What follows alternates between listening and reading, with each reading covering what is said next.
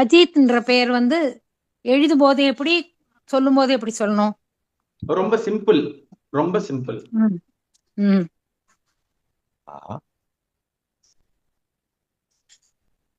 அஜித். அஜித். சரியா? இப்போ இது நான் இப்ப பண்றது டிரான்ஸ்லிட்ரேட் பண்ணிருக்கேன். சரியா? AJITH நீங்க சொல்லக்கூடிய அந்த வார்த்தையை நான் அப்படியே மாத்திருக்கேன். சரியா? சம்ஸ்கிருத பரமா இந்த வார்த்தை எப்படி இருக்கும் அப்படின்னா அஜிதஹான்னு இருக்கும். அஜித்தஹான் தான் எழுதணும். ஓகே ஓகே ஓகே ஓகே சுவாமி. இந்த ஸ்பெல்லிங்கும் AJEETHன்னு போடுறோம். அப்படின்னாலும் அப்படிதான். ஓகே. நீங்க எத்தனை ஸ்பெல்லிங் என்னாலும் மாத்திக்கலாம். ஆனா சம்ஸ்கிருதம் இதை மாத்தாது. அஜிதஹா இல்ல. அஜித். Thank you so much. தன்யஸ் சுவாமி. ஒரு நிமிஷம். கண்ணன் இருக்கு இல்லையா, புல்லிங்க ரூல்ஸ்ல அது ஃபிட் ஆகாது இல்ல, அப்ப அதை புல்லிங் தான் சொல்றதுக்கு இல்லம்மா. அதாவது நல்லா புரிஞ்சுக்கோங்க. ஓ புல்லிங்கம் ரூல்ல ஃபிட் ஆகுமா ஆகாதான்றது சம்ஸ்கிருத வார்த்தைகளை வச்சுதான் உங்களால சொல்லவே முடியும். சரியா? இப்போ இது பூர்த்தியாவே தமிழ் வார்த்தைன்னும் போது நீங்க அந்த கிராமரை கொண்டு வர முடியாது இல்லையா? சரியா? அதனால யாராவது உங்களுக்கு சுவாமி இவர் பேர் கண்ணன், இவர் கண்ணனஹா அப்படின்னு சொல்லணுமா அப்படின்னு கேட்டா சொல்ல வேண்டாம். மம நாம கண்ணன். புரியுறதா? அங்க நான் அந்த எண்ணை எடுத்துட்டு ஒரு விசர்க்கம் போடணுமான்னா கண்டிப்பா போடக்கூடாது, போட வேண்டாம், அவசியம் கிடையாது. சரியா? சரி. ஆனா அதை புள்ளிங்கிறதுலாம் ஃபிட் பண்ணணும். ஆமா ஆமா.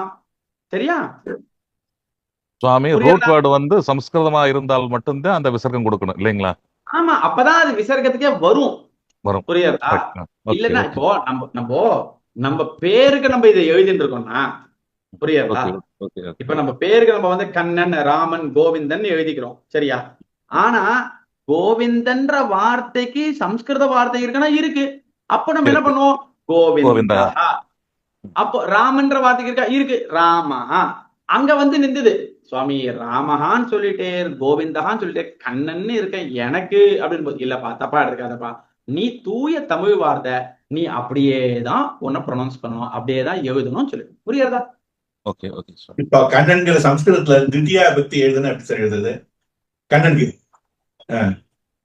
கிடையாது. தித்யா பக்தி கண்ணன் கண்ணனுக்கு. சுவாமி அந்த வார்த்தை தூய தமிழ் வார்த்தைன்னும் போது அதுக்கு எப்படி சப்தம் வரும்? அதுக்கு எப்படி நீங்க சப்த ரூபம் சொல்ல முடியும்? அப்போ சம்ஸ்கிருத ஸ்போக்கன் சம்ஸ்கிருதம் சாதாரணமா யூஸ் பண்ண முடியாதுன்னு நினைக்கிறேன். அப்போ பண்ண முடியாது. அதாவது இது பாருங்களேன், நல்லா புரிஞ்சுக்கோங்க. இப்போ எனக்கு ஆசை கண்ணன், கண்ணன், கண்ணனவ், கண்ணனஹா, கண்ணனம், கண்ணனவ் சொல்லிக்கலாம். நான் வேணா ஒரு பேருக்கு சொல்லிக்கலாமோ தவிர்த்து இது கரெக்டானா கண்டிப்பா இது ராங். இதை நான் பண்ணக்கூடாது. புரியுறதா? அப்படியா? அப்போ சம்ஸ்கிருதத்துல சொல்ல முடியாது. இப்போ கண்ணன்கிற வார்த்தை யூஸ் பண்ணி இருக்க முடியாது. கண்ணன்கிற வார்த்தை யூஸ் பண்ணி விபக்தி எல்லாம் சொல்ல முடியாதுங்கிற இல்லையா? சொல்ல முடியும் சுவாமி. சொல்ல முடியாதுன்னு இல்ல சுவாமி. ஓ இது பாருங்க, நல்லா புரிஞ்சுக்கோங்க. இப்ப பாருங்க, இது பாருங்க.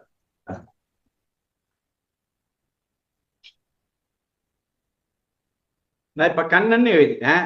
இதுக்கு நான் சம்ஸ்கிருதத்துல எழுதிட முடிச்சிருவேன். கரெக்டா? ஆமா.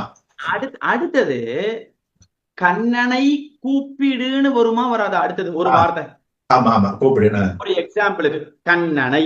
இப்ப இந்த இடத்துல ஐ குறித்து த்விதியா வருமா வராதா? த்விதியா பக்தி வரணும்.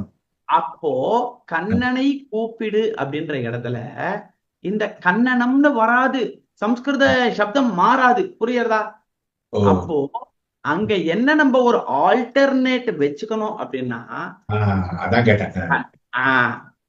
கண்ணன் பாலகம் ஆக்வய. என்னது? அப்போ கண்ணன் என்கிற பெயரை உடைய பையனை கூப்பிடு. ஓ அப்படி சொன்னா நான் சொல்றது புரியுறதா? புரியுது சார்.